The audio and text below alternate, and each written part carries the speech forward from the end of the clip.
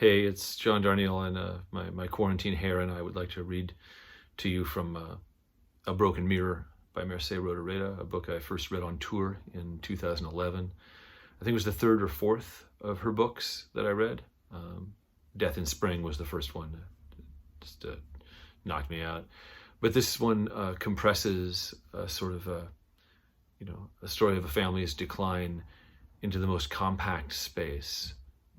And lets every image and scene carry so much weight that it's a remarkable effect. It has a density to it that has stuck with me. Some days, rather than going to the gardens or to see his grandmother, he went to Maria's room. It reeked of stale cologne water and of the old cardboard of her dollhouse that was now quite broken down.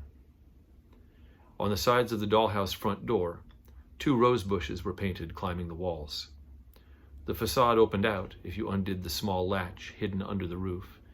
Inside, you saw the dining room.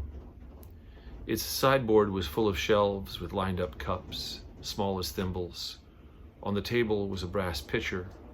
Maria had put in it a few painted feathers from the Easter cake decorations because, when Papa bought the house, there was nothing in the pitcher.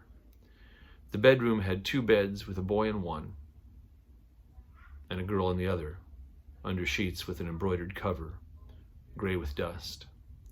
Once, Maria took the boy out of the bed and put him back in right away because he had no feet. By the staircase leading to the second floor stood the parents.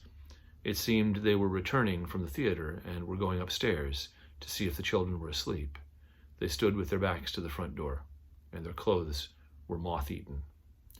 Jaume's grandmother, when he explained that the doll parents had holes in their clothes, exclaimed, "It's the moth's fault.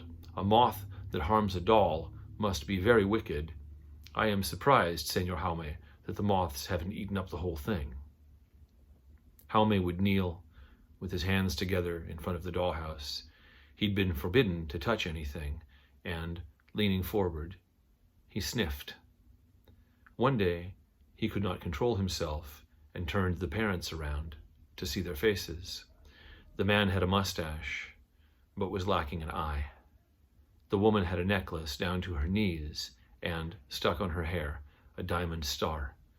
He thought he heard a noise, closed the house, and left. That night, Senorita Rosa asked him, "Why did you turn the parents around?" He said he had not touched them. No one had seen him.